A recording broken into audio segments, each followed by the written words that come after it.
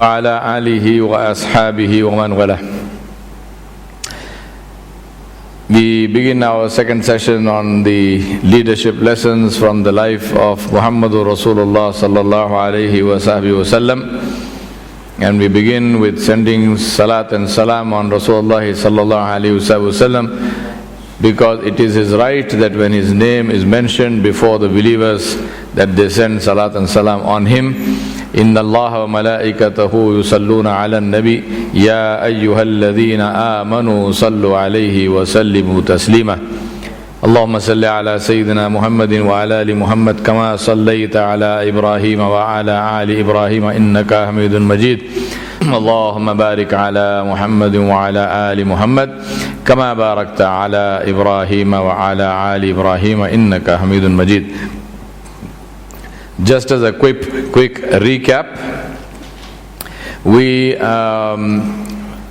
enumerated and listed 11 leadership qualities and 11 leadership lessons from the life of Rasulullah sallallahu alaihi wasallam, and these were complete certainty in his message, no compromise with the deen, putting himself on the line, resilience, which is facing facts while having absolute faith in the eventual success of the mission.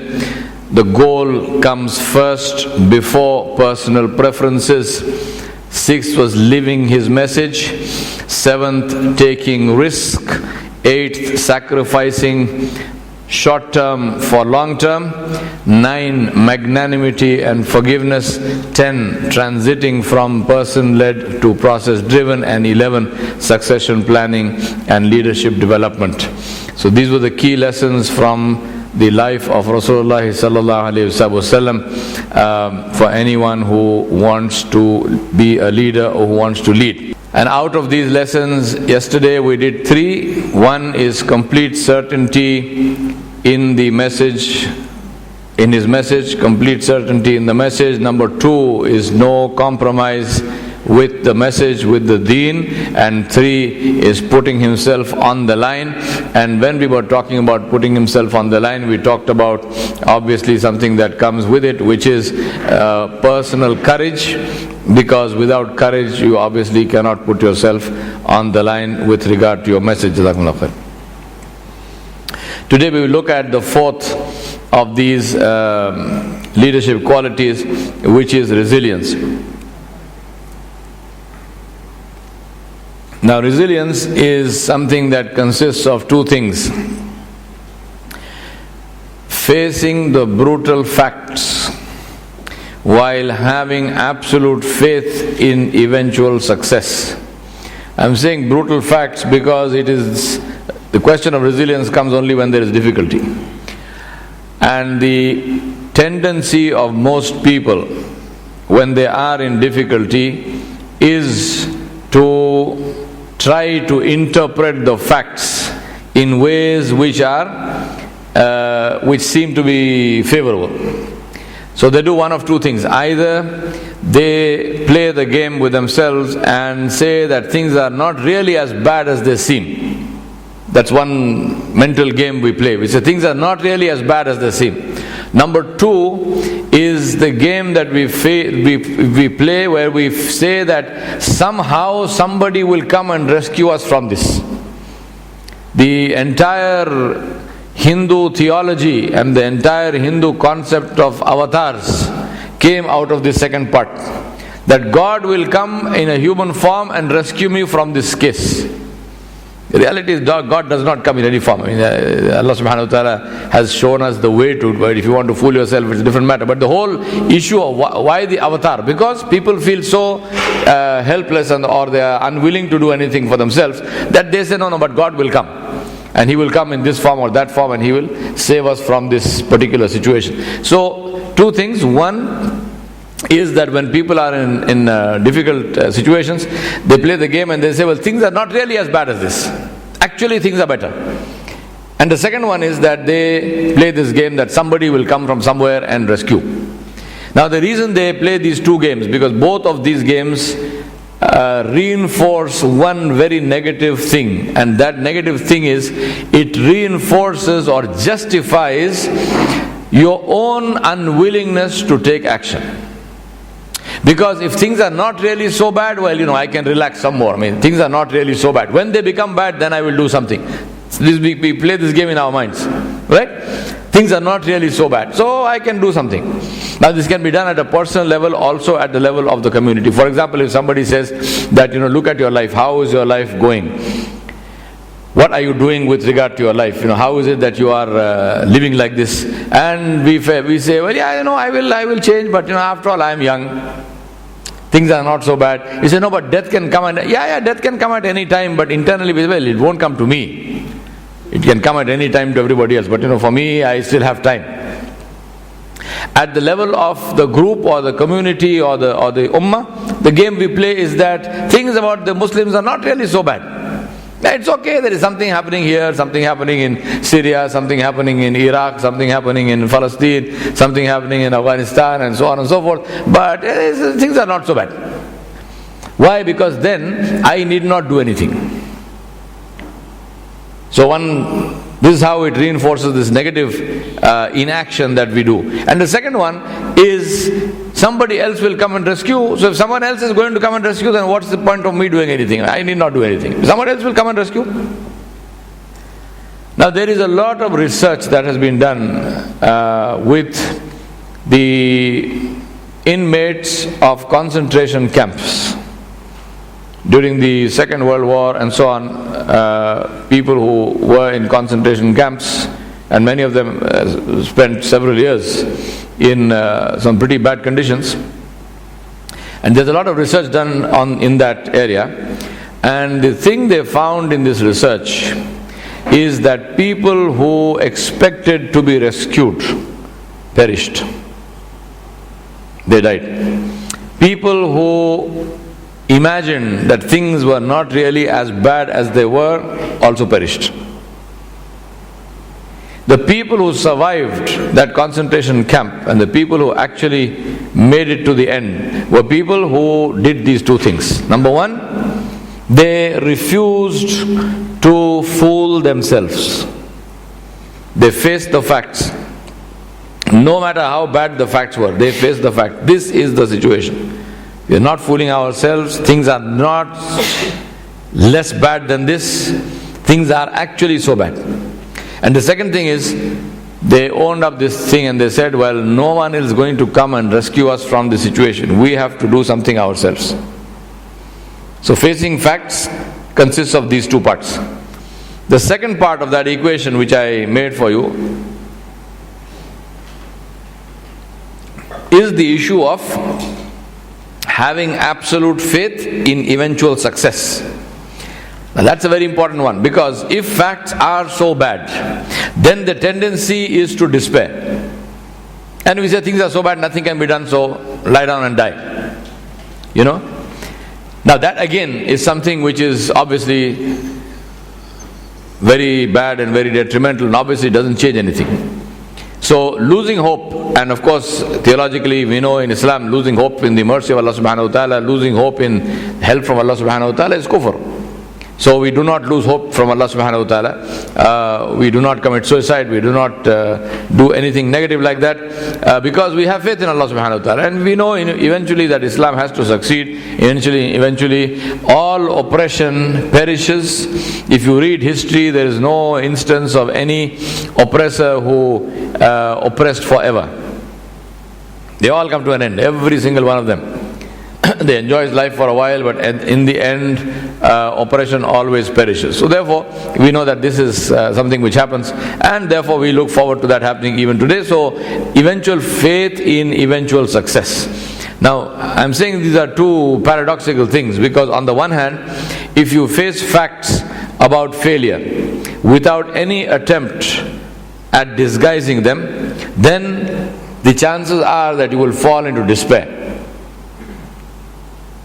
On the other hand, if you have faith in eventual success, even when you cannot see any signs of your work succeeding, but I still have faith, I have no signs, I have no visible evidence that my work is actually succeeding, but if you ask me, I will say, no, I am highly successful, I am succeeding. then you will say, well, you have lost touch with reality, because where is the evidence that you are succeeding?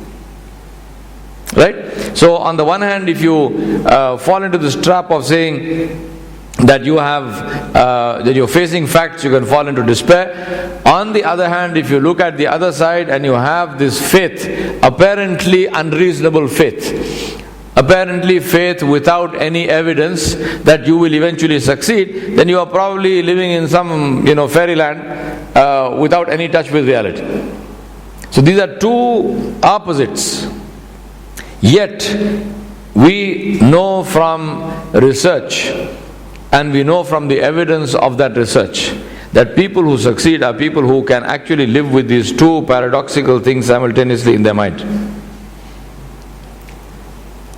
And that is why one of the things that I have said before is that it's a quote from somebody else, the first part of it, where they say that the ability to hold two opposing realities in the mind simultaneously is the sign of intelligence. And that's an important thing to keep in mind. The ability to hold two opposing realities, two opposite things, two paradoxical things in the mind simultaneously is a sign of intelligence. Whereas the ability to hold two paradoxical positions in the heart is a sign of hypocrisy. There is a difference.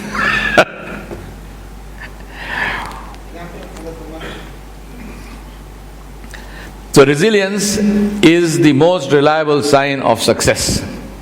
Resilient people are the people who will eventually succeed, and therefore very important for us to keep that in mind. Two paradoxical things apparently, but if you hold them simultaneously in your mind, then you will succeed. And what are these two things? Facing facts, no disguising of facts. Facing facts but not falling into despair. Number two is having faith in eventual success, even when you do not see any signs of it in your life. Now if you see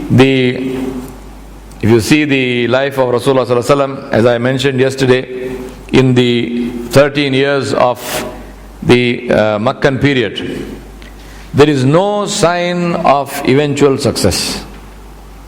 If you look at it, the Meccan period is a series of failures. It's a series of failures. Every single thing that Rasulullah sallallahu alaihi wasallam did failed. Everything failed, one after the other. Whatever he tried, it failed. He tried to give dawah to somebody, failed. Somebody failed. The only people who came into Islam were people who were weak and oppressed and poor, and the slaves and so on and so forth. These are not people who you would normally in the normal frame of things that you would look at and say, well, I think this is successful. Also tells us to rethink our frames of reference, because what we call success is not necessarily actual success, right? It's important to think about that. Whose iman was better, Bilal radiallahu anhu's or Abu Jahl's? Whose iman would have been better, Umayyah bin Khalaf or Bilal radiallahu anhu? Right? So issue is to say that we need to also rethink our own frames of reference, because we tend to think in the wrong frames of reference. So now if you look at the life of Rasulullah sallallahu alaihi wasallam, one after the other, all the initiatives that he took failed. Yet not in a single instance do we see any sign of despair, any sign of a lessening of effort, any sign of low energy. Nothing. Not once, not for a second. The best example of this is the incident of Taif. Nabi sallallahu alaihi wasallam, when he reached a position where he lost, after many attempts, where he found that these Quraysh they didn't look like they are going to come to Islam. He decided to go to Taif to see if he could persuade the leaders of Banu Thaqif to accept Islam. And we know the whole incident, so I won't go into it in detail. But Rasulullah sallallahu alaihi wasallam went there, and there were three brothers. One of them refused to see him. The other one said that if you are the Nabi of Allah, then I will tear the kiswa of the Kaaba. He said, I will completely, I will destroy it. He said, Allah could not find anybody else, He found you. And the third one said that why should I listen to you? Because if I listen to you, then I have to change what I am doing. And if you are not a Nabi, then why should I listen to you anyway? So, he had all these ridiculous arguments with regard to what he had to say. And then Rasulullah said, all right, if you don't want to accept me, then at least don't prevent me from speaking to the people. At least let me speak to the people. You don't want to accept, that's okay. Let me talk to the people. Whoever wants to accept, let him accept. They refused that also. And not only did they refuse that, they actually got their slaves and other people to throw stones at Nabi sallallahu alaihi wasallam and at Zayd bin Haritha radiallahu anhu, who was with him, and they were both badly injured and they were bleeding from all the stones that hit them, to the extent that Zayd bin Haritha radiallahu anhu said that Rasulullah sallallahu alaihi wasallam's shoes filled with his blood and his shoes stuck to his feet. There was so much bleeding from the pelting of these stones. Now think about it, let us see this whole situation. First of all, who is Muhammad sallallahu alaihi wasallam? Is he some man off the street that you don't know? No. He is a son of Banu Hashim, which is the aristocracy of Quraysh. Is he an unknown person? No, he's very well known. He's very well known. He is known, his family is known, his lineage is known, his reputation is known, everything. Now in the Arabs, among the Arabs, there was and there still continues to be a tradition where being hospitable to a host is religion. And this is pre-Islam. I mean, this is Arab history and this is Arab culture. Pre-Islam. To the extent that Allah subhanahu wa ta'ala actually revealed the Quran in this regard for this reason, because there were some people among the Arabs who were generous, as they say, they were generous to a fault. To the extent there were some people who actually completely bankrupted themselves by being good to their guests. People came and asked for a loan, they would give money. If they didn't have money, they used to borrow money and give. Even Rasulullah sallallahu alaihi wasallam did this in many cases. He borrowed money and he gave it to somebody because that man asked him for money. He asked him for a loan. He didn't have the money, so he sent Bilal radiallahu anhu to borrow money from somewhere and gave the money to this man. And Allah subhanahu wa ta'ala then eventually, not for this reason, but generally speaking in this context, Allah revealed the Quran where Allah subhanahu wa ta'ala said, do not give so much that then your hand is tied to your neck, that you bankrupted yourself. So Allah subhanahu wa ta'ala, Allah likes the middle path. Allah subhanahu wa ta'ala does not like someone to give so much that he bankrupts himself. And at the same time, Allah subhanahu wa ta'ala does not like people who are so stingy that they don't give at all. So both are not liked. There are many stories among the Arabs about this generosity, and one of the most famous stories is the story about the father of Uday bin Hatim radiallahu anhu from the tribe of Attai, and he was called Hatim Attai. And Hatim Attai was a man, pre-Islam, where he was known for his generosity. And there was a famous story that Hatim Attai had a horse. He had a horse which was very famous all over Arabia. It's a very beautiful horse. Now one day a man wanted to go and buy this horse, so he went to meet Hatim Attai.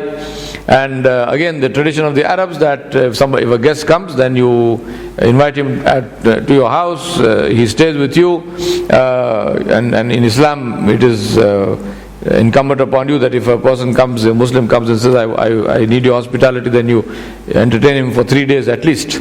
So with the Arabs this was the case. So the guest stayed with you, and so obviously you're talking about living in a tribe in a desert. There's no hotel for the man to go and check into.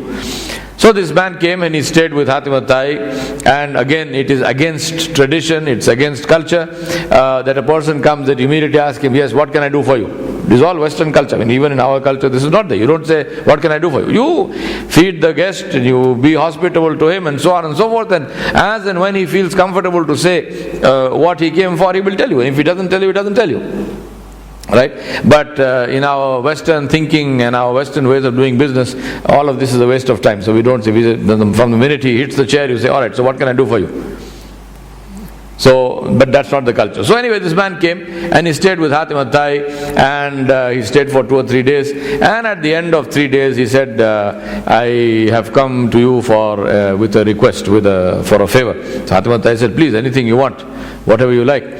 So he said, I have come to ask you to sell me this horse of yours, this horse which is so famous. I want to ask you to sell me this horse. So Hatim al-Tai said, I wish you had told me this the minute you came. He said, it is not our culture, but I wish you had told me this the minute you came, because I would have given you the horse. I would not have sold it to you, I would have given it to you as a gift, because you came to ask for it, I would have given it to you. So the man said, but what's the problem? I mean, you can give it to me now. He said, no, I can't give it to you now, because he said, we had no food in the house. There was no food in the house when you came, so I slaughtered the horse. He said, the horse is not there anymore. He said, I wish you had told me the minute you came, I would have given you the horse, because the horse is not there anymore. He said, we had to kill the horse. And that is the story. And I'm telling you this because this was the tradition of the Arabs. Right? People talked about these stories. These stories were the icons, they were the role models. People who were generous to this extent, which in our terms, in our thinking today, we cannot even imagine this. You won't even kill a chicken, forget about killing a horse. Now, given this tradition of the Arabs, now look at what the Banu Thaqif did with Muhammadur Rasulullah sallallahu alaihi wasallam. Nothing to do with Islam. I'm talking about pure your culture, your tradition, your manners that you have been brought up for generation after generation. Keep that in mind and say, what did they do with Muhammadur Rasulullah sallallahu alaihi wasallam? How can people who come from this tradition actually ill-treat a guest to the extent of driving him away, pelting stones? And for what? Was the man your enemy? Did he steal something from you? Did he come to do some harm to you or some evil to you? Nothing. Just because he came and said, La ilaha illallah. Qulu la ilaha illallah tuflihu. That is the only reason. The only reason is he came to invite you to Jannah forever and ever. This is what you do to him. The reason I'm saying this is not so that we can all feel sad and cry. No. For that our eyes open. That this is what the da'iyah of Islam must be prepared for. Because the reality of life is that people don't mind you inviting them to anything in the world except Jannah. The only thing that people object to is if you invite them to Jannah. And they object to that also in ways where they will seek to harm you. I mean, one way of objecting is to say, alright, thank you very much, we listen to you, sorry, not interested, goodbye. But they don't do that. They don't do that. They will first deny you. And if you don't listen, if you don't keep quiet, then they will call you a liar. And they will try to defame you. And if you don't stop, then they will try to imprison you. And they will try to torture you. And eventually, if everything else fails, then Allah subhanahu wa ta'ala grants you His special mercy and they kill you.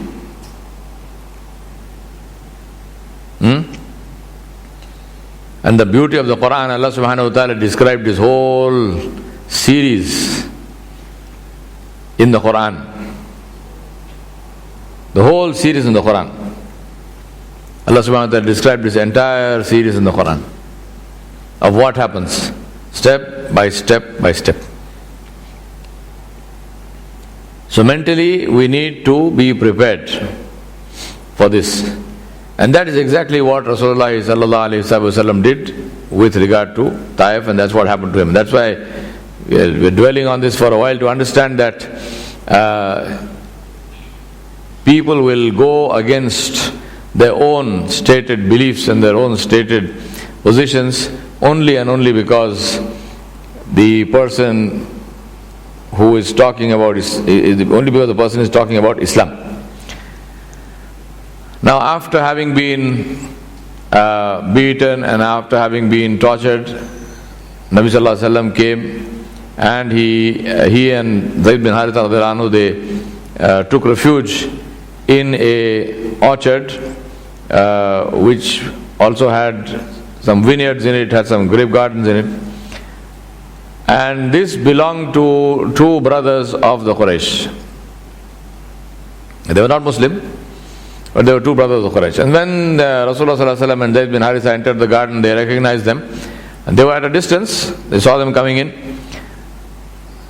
And they at least honored their tradition.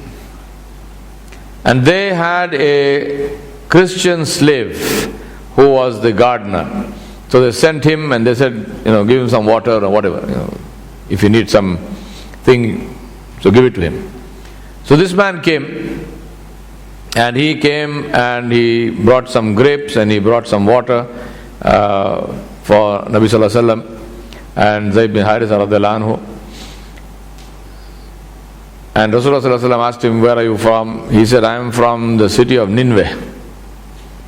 And Rasulullah sallallahu alaihi wasallam said, "Oh, that is the city of Yunus alayhi salam." So the man said, "How do you know Yunus alayhi salam?" And Rasulullah sallallahu alaihi wasallam said, "He was a Nabi of Allah. And I am also a Nabi of Allah. And he is one of my brothers." So the man said, "What do you mean, Nabi of Allah?" So Rasulullah sallallahu alaihi wasallam presented Islam to him. And he said, "This is Islam.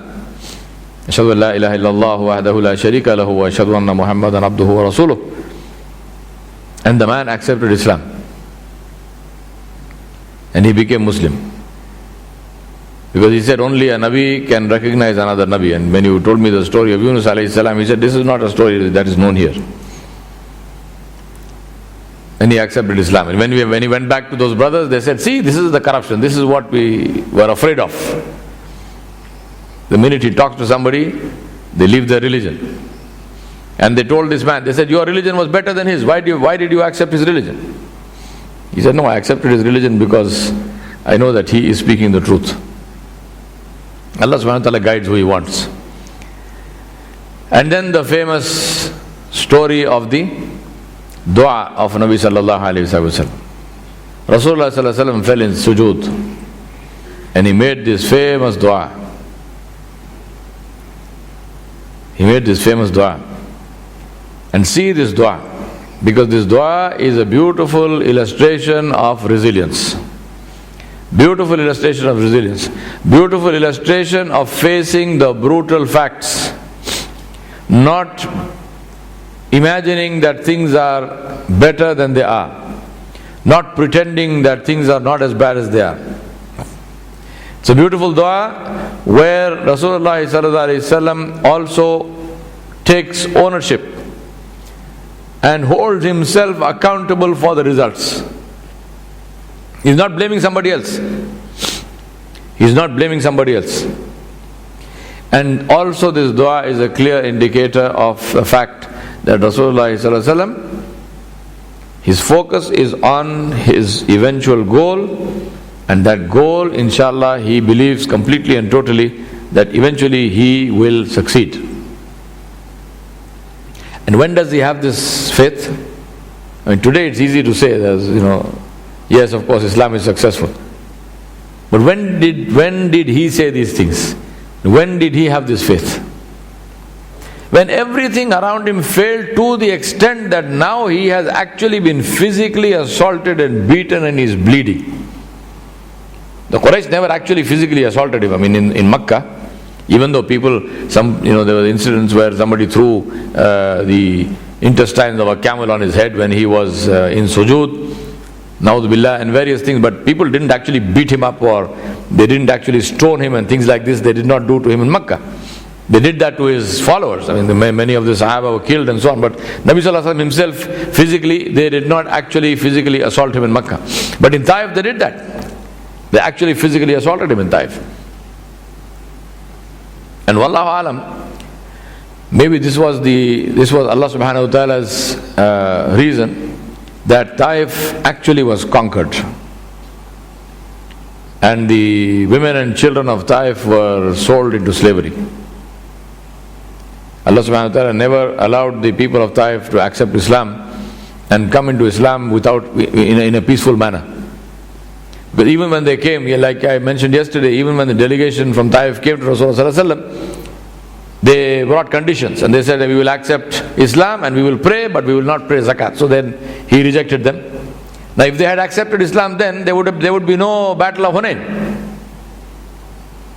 because they would be Muslim. But it was the decree of Allah Subhanahu Wa Ta'ala, because of how they treated his Nabi, that the battle of Hunain had to happen, and then all this ghanima had to be distributed, and these women and children were sold into slavery. And eventually, of course, they came and they asked Nabi Sallallahu Alaihi Wasallam, and they begged and pleaded, and Rasulullah Sallallahu Alaihi Wasallam said, well, what has happened is happened. The ghanima has been distributed, but what I can try to do, and I cannot guarantee you that this will happen because people have gone. He said, what I can try to do is to see if people will do one of two things. Either return your women and children, or return the material that was given to them. That is the camels and sheep and all that. And when he called, some people accepted, some people didn't accept. And eventually they said, all right, we will give back the women and children, but obviously we cannot give back the camels and whatnot, because all of that is part of our herds, and we can't go and pick individual things out. And so some of the women and children went back to their husbands and to their families after having lived in slavery for a period of time. It was very hard for the people of Taif, but this is what they earned for themselves because of the way they treated the Prophet ﷺ. But to go back to the story, the dua of Nabi Sallallahu Alaihi Wasallam is a classic example of resilience. And I have taken from this a section of the dua to illustrate what I am talking about. And he said, "Oh Allah, I complain to you of my weakness, my scarcity of resources, and the humiliation I have been subjected to by the people. O most merciful of those who are merciful, Ya Arhamur Rahimin, you are the Rabb of the weak, Anta Rabbul Mustada'fin, Wa Rabbi, and you are my Rabb also." Now, before we go further, these are the ways of asking dua. These are also, this dua is also, and this is the thing with the seerah. You can take one incident of the seerah, you can reflect on it and learn from it for Allah Alam, for years. Because there is so much to learn. We are trying to compress things into a short course, but the point is that the idea of this is not to give you any impression that this is sufficient. It is not sufficient. This is only a starting. It is only a taster. And inshallah, my hope is that it will open your hearts to the seerah, and it will put a love for learning about the seerah in your heart, so that you will now study the seerah in detail, inshallah. Yes? So, way of asking dua is to glorify Allah subhanahu wa ta'ala. Glorify Allah subhanahu wa ta'ala. Invoke His mercy, invoke His grace, invoke His generosity. And put your own difficulty before Allah subhanahu wa ta'ala. Put your own difficulty before Allah subhanahu wa ta'ala. Keeping in mind His greatness and His majesty and His glory. Not keeping in mind some imaginary constraints or some constraints that you know about. No. The constraints apply to you, they do not apply to Allah subhanahu wa ta'ala. So Rasulullah sallallahu alaihi wasallam said, "Oh Allah, I complain to you of my weakness, my scarcity of resources, and the humiliation I have been subjected to by the people. O most merciful of those who are merciful, you are the Rabb of the weak, and you are my Rabb also. So long as you are not angry with me, I do not care. Basic usul of deen. We mentioned this yesterday also with regard to keeping relationships with our friends and including with our families when our friends and families insist on disobeying Allah subhanahu wa ta'ala. The basic usul of the deen which Nabi sallallahu alaihi wasallam is explaining here and he is talking about is what? So long as you are not angry with me, I do not care. If you are angry about something, then I don't care. If it pleases anybody else, I will not do it. And if something pleases you, I don't care who else it displeases, I will do that because only your pleasure is important. So he says, so long as you are not angry with me, I do not care. Your favor is most important to me. I seek refuge in the light of your glorious countenance by which all darkness is dispelled and every affair of this world and the next is set right. Lest your anger or your displeasure descends upon me. Today in the Fajr reminder we talked about taqwa. And what did we say? What is taqwa? Taqwa is to live constantly with this awareness. To live constantly with this understanding that Allah subhanahu wa ta'ala should be pleased with me and Allah subhanahu wa ta'ala should not be angry with me. And then he said, I desire your pleasure and satisfaction and will continue to struggle hatta tarda, until you are pleased. There is no power and no might except by you. La hawla wa la quwwata illa billah. The beautiful, beautiful dua. Hatta tarda. I will not stop working until you are pleased. As long as you are pleased with what I am doing, I don't care who is displeased. And we know from the story of the seerah that after this dua, Jibreel alayhi salam came and Jibreel alayhi salam descended and he made salam to Rasulullah sallallahu alayhi wasallam and he said, Ya Rasulullah, he brought another angel with him and he said, your Rabb has heard your dua and your Rabb has sent me and your Rabb has sent this angel. And the angel made salam and he said, Ya Rasulullah, I am the angel of the mountains. And he said, your Rabb has said to me, go and ask my Nabi. And you are under the command of my Nabi. So the angel said, tell me what to do and I will do it because your Rabb has placed me under your command. And he said, if you wish, I can join the two mountains on the either side of Taif. Taif is a valley. He said, if you want, I will join the two mountains. And the entire tribe of Banu Thaqif, the entire town of Taif will cease to exist. Every single person in that town will be finished, will be wiped out. And this again is one of the, not just a lesson of leadership, but also one of the proofs of the divine message of Muhammadur Rasulullah sallallahu alayhi wasallam. Because Rasulullah sallallahu alayhi wasallam said, Allah subhanahu wa ta'ala did not send me into this world to kill people. He said, Allah subhanahu wa ta'ala did not send me into this world to kill people. He said, Allah subhanahu wa ta'ala sent me into this world as a rahmah for the people, as a mercy for all of mankind. And he said, it is my hope from my Rabb, my hope from Allah, that even if these people who are here today, even if they don't accept Islam, that from them will arise those who will accept Islam.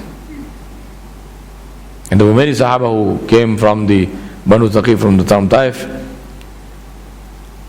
And this is the mercy of Allah subhanahu wa ta'ala. The dua of Taif, talking about the issue of resilience. Now in resilience, it's very important, and that's why I say the most logical thing is to factor Allah into the equation because He is in it anyway. And the reason I say that is because Sometimes people ask this question and they say, well, what you're saying is, but logically this. They use this term, but logically something. Because we have been taught in our kufr systems of education, secular education. This whole term of secular education is something that I dislike intensely. And I think that it's, when we use these terms because we again use them unthinkingly. What is the meaning of secular education? Secular is that which is free from God. Yes? What is the definition of kufr? That which is free. That which denies Allah. Secular is the absence of Allah. Secular means there is no intervention, or they do not accept the divine. Secular is the rejection of the divine. And Islam is the acceptance of divine. The Islam and secular are two complete opposites. The only place where Islam and secular are not opposites is in India, because in India secular term has a different meaning. It's not the English language meaning. The word secular in India means the acceptance of everything. This is the peculiar meaning of the Indian meaning of secular. So in India, when you say this is a secular country, you're not saying this country is free from divine. You're saying this country has everything which anyone considers divine, whether that thing is divine or not, doesn't matter. Irrespective. So acceptance of all religious faiths and beliefs. Acceptance of all religious beliefs is the meaning of secular in India. But the actual meaning of the word secular, for example, how secular is interpreted in Europe, the ban on the niqab in France, and incidentally that ban is not only on the niqab, it is again misrepresentation of facts. People say the hijab is banned. Hijab is not banned. The niqab is banned, number one. Number two, that is not the only thing which is banned. Wearing a cross is banned. Wearing a Star of David is banned. The French have banned all visible religious symbols. I have no love for Sarkozy, I'm just stating facts. Right? So don't get misguided and start getting passionate about stuff without even knowing what it's about. So secular is the absence of the divine, and that's the interpretation, and that's the actual meaning of the term secular, as I said, except in India. In India it means everything, but in general meaning and in Europe and so on. Europe in today is this is a bit of an aside, but just so that we get our facts right. Which is the fastest spreading religion in the world? Anybody? Atheism. Not Islam. Atheism. Fastest spreading religion. The whole of Europe is atheist. Churches are lying vacant, abandoned. If it is nice, it becomes a museum. If it is not nice, it's sold to somebody. Atheism. Not Islam. Many people believe this. Islam is the fast. Islam is not the fast. As a matter of fact, on the other hand, the maximum converts to atheism, number one from Christianity, number two from Islam. People are leaving Islam very fast. And this is a big threat that we are completely oblivious to, because we are too busy fighting amongst ourselves. The Muslims are more concerned about what the Hanafis are doing, or what the Salafis are doing, or what the Barelvis are doing, or what somebody else is doing. We're too busy within ourselves. And we're not worried about what the atheists are doing. And that is where you should really be thinking about and saying, what are these people doing? Because atheism is pure shaitan. Pure, complete, unadulterated shaitan, iblis. Because it is the denial of Allah subhanahu wa ta'ala, and it is the denial of everything which is divine. So this kufr system of education, this secular education that we all come from, or most of us come from, teaches us that to factor in the divine is illogical. So logic is to deny the divine. This is what we have been taught. Whereas Islam, logic is to accept all the factors in an equation, not leave out something. And Islam says that one of the factors in the equation, the most important factor in the equation, is the divine, is the will of Allah subhanahu wa ta'ala.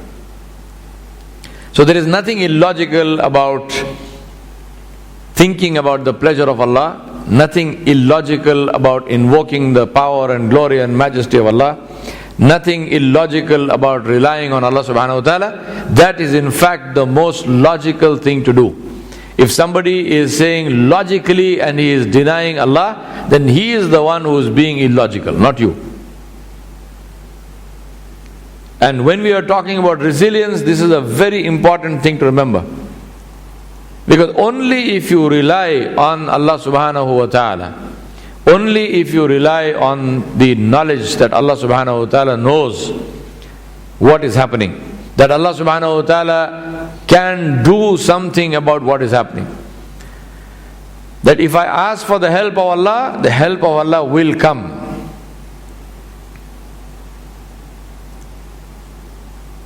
The iman bil ghaib, the yaqeen bil ghaib, this is very much part of logical thinking.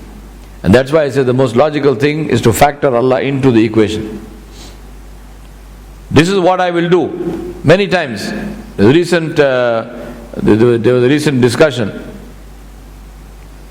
that something is happening in Syria, and so a lot of young men and women, they are protesting against what is happening in Syria. So what do? They have placards and they have banners and whatnot, and they stand on the curbside and they are protesting against what is happening in Syria. You say, alright, this is fine, you're protesting, but how does that change anything? Does that change anything? So you ask the same people, tell me, before you came and stood on this curbside this morning, what did you do the previous night? I was sleeping. What do you want me to do? I was sleeping. Why were you sleeping? Why were you sleeping? Because you know that Allah subhanahu wa ta'ala descends to the first heaven. You know Allah subhanahu wa ta'ala, an announcement is made and say, who is it that needs my help? Let him ask and I will help him. Who is it that has any need which needs to be fulfilled? Let him ask and I will fulfill the need. So those of you who were in this protest on the street, did you pray tahajjud that previous night? And did you ask for the help of Allah? For most Muslims, it doesn't even occur to them. It does not even occur to them that asking for the help of Allah subhanahu wa ta'ala is a logical thing to do. Just think about, reflect about this. Is it part of your equation? You've got a case in court. You've got a case in court, very important case that you need to win. What are you doing the previous night?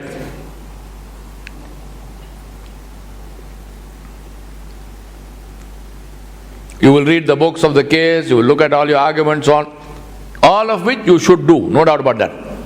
What else? What else? And if you are not doing anything else, like killing Saeed for completing my sentences, I will slaughter you one day with a blunt knife.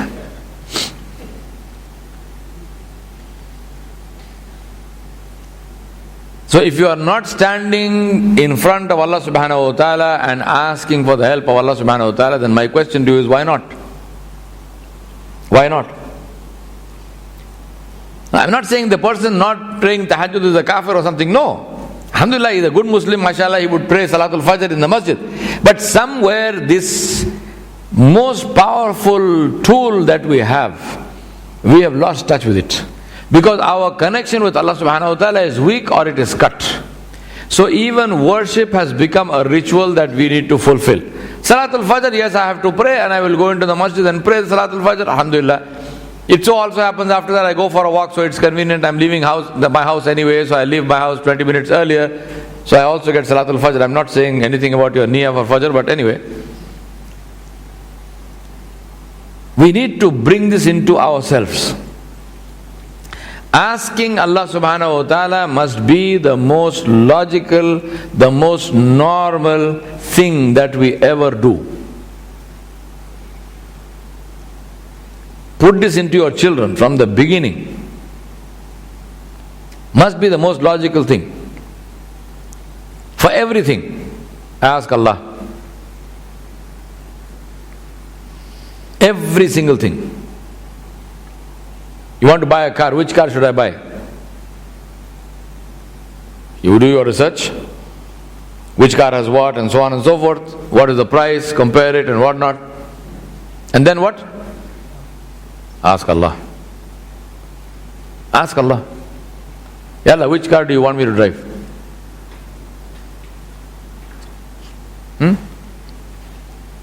Get this into your system. Get this into your system. When you are praying tahajjud, right? And you read Surah Al-Fatiha. Now next surah, which surah do you want to read? What do you do?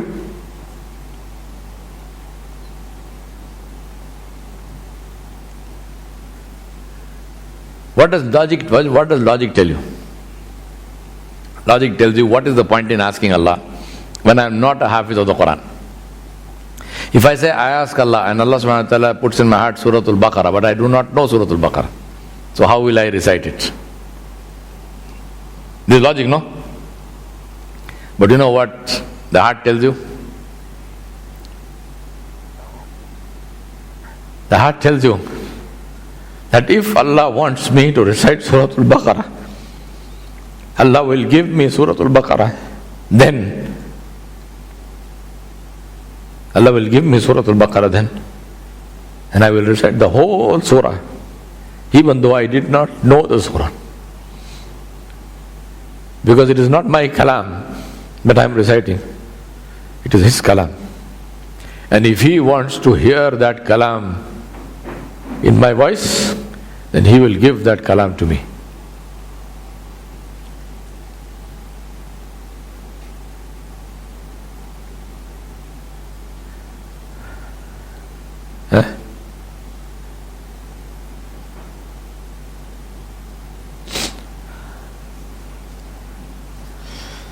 Sometimes I think I'm crazy. Allah. Ajib. We've lost our connection. Stand in tahajjud, stand in silence. Arey zid karna Allah se karo na zid. Stand in silence. You tell me what to recite and I will stand here until you tell me what to recite. Khalas.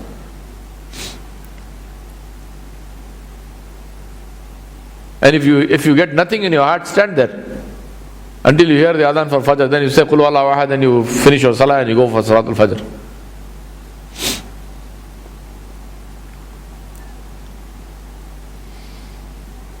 We take no risk.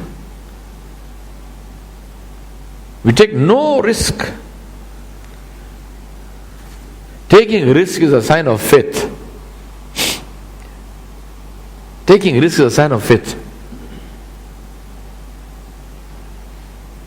There is a story on the internet, it's one of these stories which floats around, it's a nice story. And of course, one of the dangers of mentioning these stories to our audiences of the newly Muslim is that immediately somebody will say, how authentic is this story? Who is it narrated by? And the fellow who is asking how authentic is the story doesn't even understand the meaning of authentic. So don't let that little bit of knowledge which you have got fool you and close the doors for other knowledge. Teaching stories don't necessarily have to be, within quotes, true in the sense of this actually happened. A teaching story is illustrative. It is illustrative. Allah subhanahu wa ta'ala used it in the Quran.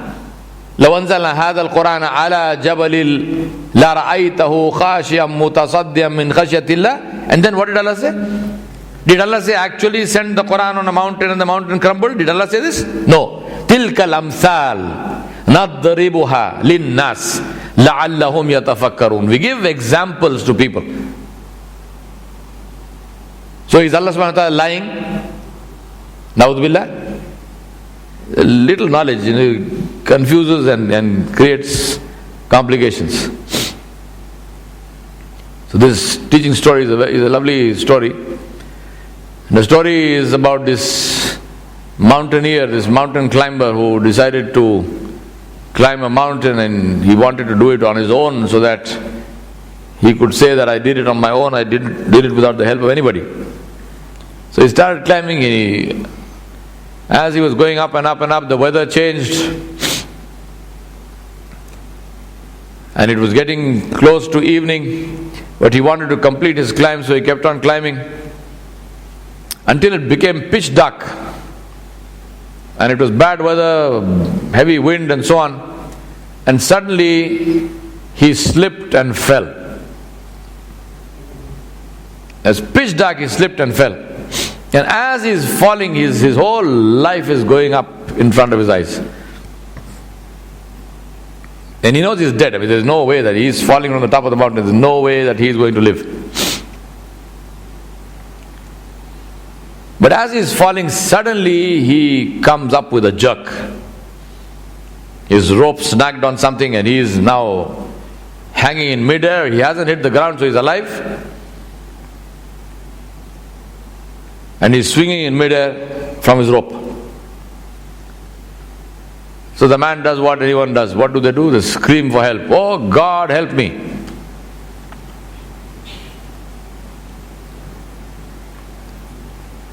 He can't see a thing, it's pitch dark. He screams, oh God, help me. So he hears a voice. And the voice says, do you think I can help you?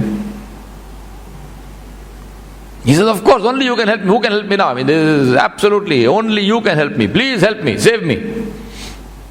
So the voice says, are you sure I can save you? So the man says, of course, only you can save me. Nobody else can save me. The voice says, are you sure? He says, I am absolutely sure.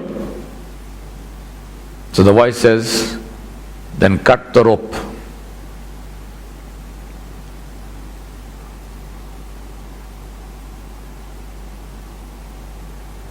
They say the next morning they found this climber frozen to death, clinging to his rope with both his hands, 4 feet from the ground.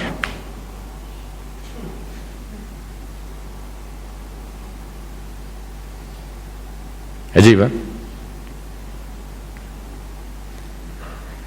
And as I told you, this is not a true story, this is not a concoction.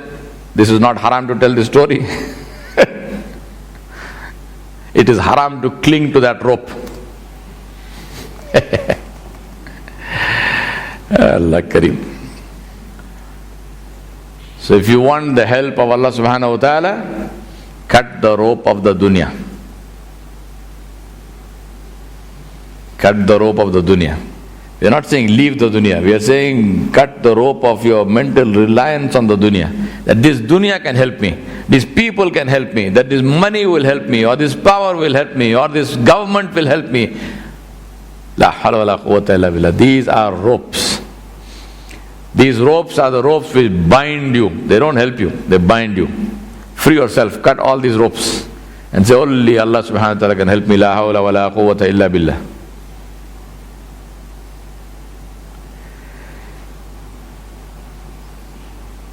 Resilience, my brothers and sisters, is to understand another very important part of life, which is to understand two critical realities of life. And I've got the picture of a balance there, a scale, weighing scale, to tell you a little story which all of you would have seen yourself. When you go to buy grain in a grain shop, in a kirana shop, and you say, for example, I want 20 kilograms of rice. So the man, what does he do? He puts a 20 kilogram weight in one pan. So now the balance is up like this. The pan with the 20 kilograms weight is sitting on the countertop and the other pan is up in the air. So what does the man do now, the guy who's selling you this grain? He takes the grain out of a sack and he scoops it. He uses a scoop and he scoops it out and he puts it into this pan. And he keeps on putting grain into this pan. Now you are standing there and watching, and maybe now he's got 5 kilograms in this pan, he's got 10 kilograms in the pan, he's got 15 kilograms in the pan, he's got 18 kilograms in the pan. Do you see anything happening to these two pans? Nothing. Nothing. This pan is still sitting firmly on the countertop and this pan is still up in the air, even though it has maybe 15, 17, 18 kilograms of grain. So what do you see this man, the man who is weighing out the grain, what do you see him doing? Do you see him saying, you know what, I don't think this is going to happen, so go away, go buy the grain somewhere else? Have you ever seen this happening? Does he give up? He says, you know what, I'm tired. How much grain will I put into this thing? It's not moving. Nothing is happening. Does he ever say that? He doesn't say that. He keeps on putting the grain into the pan until what happens? You see a very interesting thing. And when you go to these places, notice, live thoughtfully. So as you see now, when he reaches maybe Allah Alam, maybe 19 kilograms, maybe 19 and a half kilograms, you see now there is some movement in the pans. And the pans actually, you see them moving like this, and gradually this is what happens.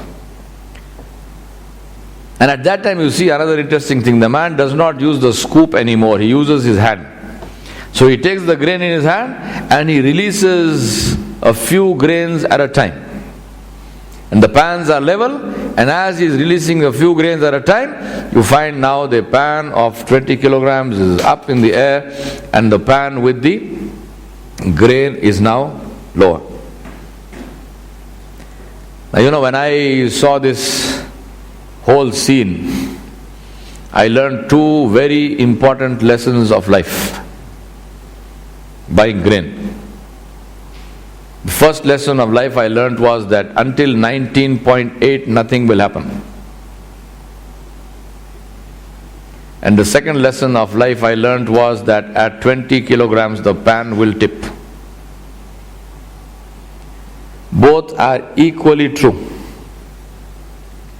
Both are equally true.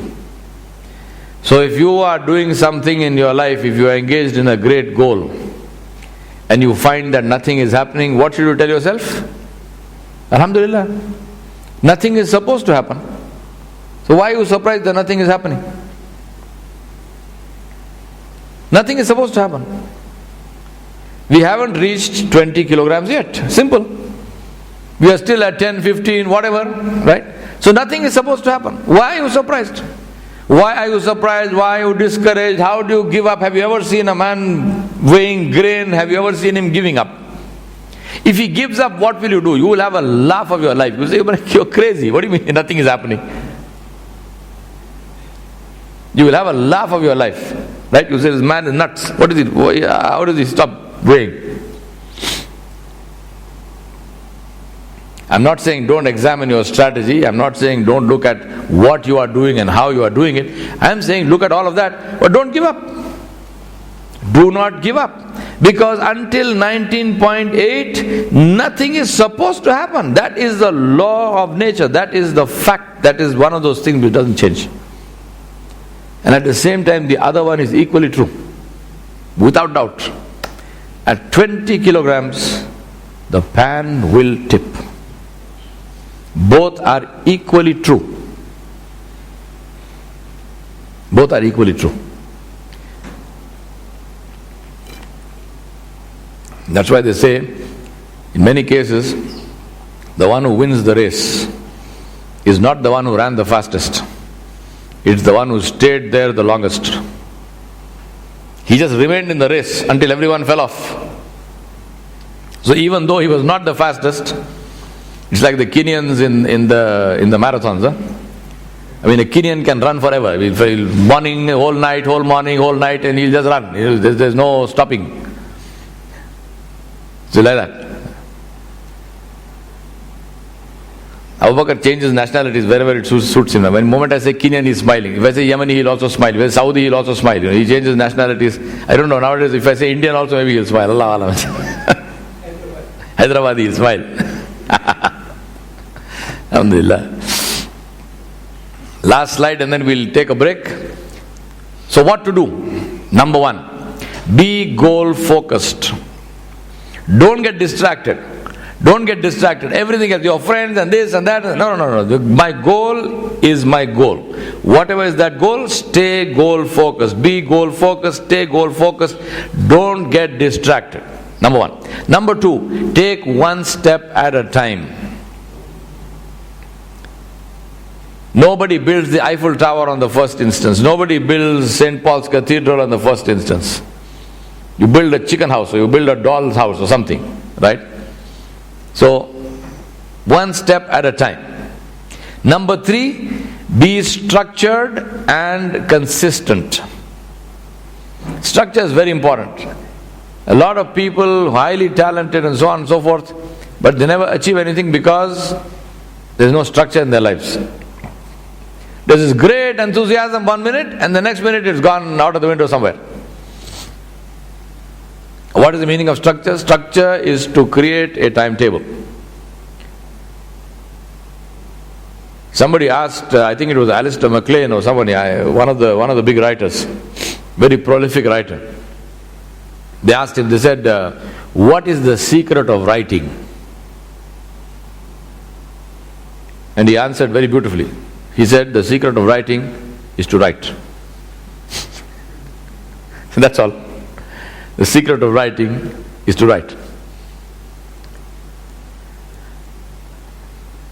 He said, every morning I get up and I sit in front of my typewriter. Those days typewriters, not computers. I sit in front of my typewriter and I type. That's all. Now everything I type, is it worth publishing? No. But if I type enough, will I eventually create something which is worth publishing? Yes. So a lot of people have this, I want to be this, I want to be that. So I have a saying for that. I say, to be, you have to do. To be, you have to do. To do, you do not have to be. And until you do, you will never be. So if you say, I want to be an author who is published and who is on the New York bestsellers list. So to be that, what do you need to do? Write. And in order to start writing, do you have to be on the New York bestsellers? No. You can start writing now. You can start writing right now. So to be, you have to do, and to do, you don't have to be. And if you want to get on the New York bestsellers list, what do you need to do? Write. Unless you do, you will never be. So unless you write, you will never be on the New York bestsellers list. There's no way that you are going to be on that list unless you are a writer. And you will never be a writer unless you write. And this is a good rule to use in your life. So a lot of people are focused, I want to be this, I want to be that, I want to be the king, I want to be the vice president of human resources, I want to be the head of marketing. Very nice. You want to be the head of marketing? No problem. Tell me, what is your take on your company's marketing strategy? Have you written a paper on an alternative marketing strategy? No. So when are you going to write that? When I become head of marketing. But guess what? You will never become head of marketing because nobody knows that you have even any thought in your mind. Why will they make you head of marketing? For what? But if you write an alternative strategy for marketing, and I say this in my corporate courses, I give them an example. I tell them, if you write an alternate strategy for marketing, and listen carefully, I'm not saying it's a great strategy, I'm saying that it's not a good strategy. You wrote a strategy, but it's not a good strategy, and you send this to your CEO, and you are among the junior ranks of the organization, and you wrote an alternate strategy for marketing. You did your research and everything else, but it's not the best strategy, and you send this to your boss, you send it to your CEO. What do you think will happen? You know what will happen? And I'm telling you, I was a CEO and I advise CEOs. You know what will happen? They will mark you out as a potential candidate for a fast-track promotion line in the company. You know why? Because you are probably 1 in 1 million who is even thinking of marketing. So if you are thinking beyond the scope of your box, you don't have to be right. You don't have to be right, you don't have to be the best, no way.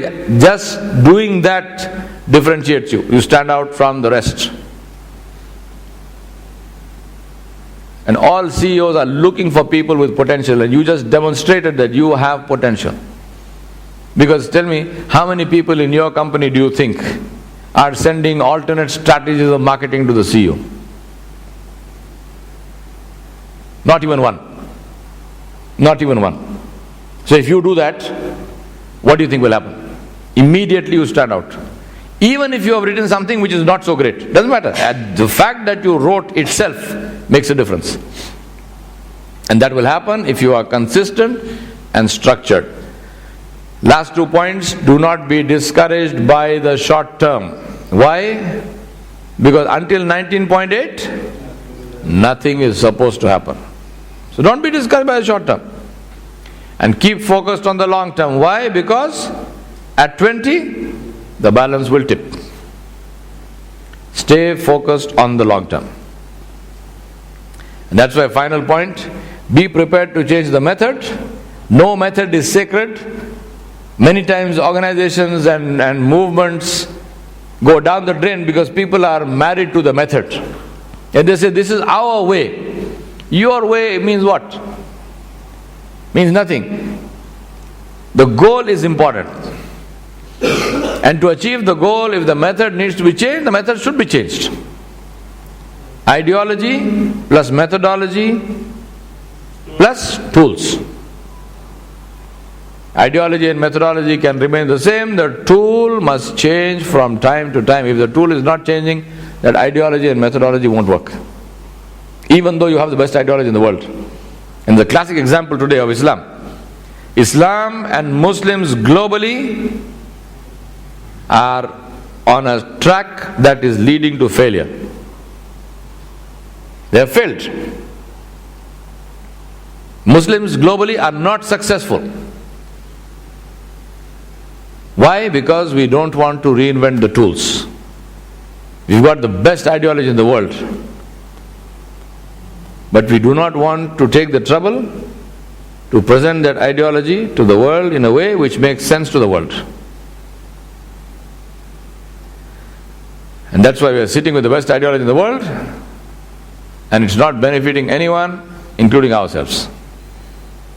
Ask Allah subhanahu wa ta'ala to give us the tawfiq to do what is pleasing to Him, and to help us to rethink our ways of living and our ways of doing things, so that we do not get stuck in our little ruts, and that we are able to achieve the goal which is most important and which supersedes all our likes and dislikes.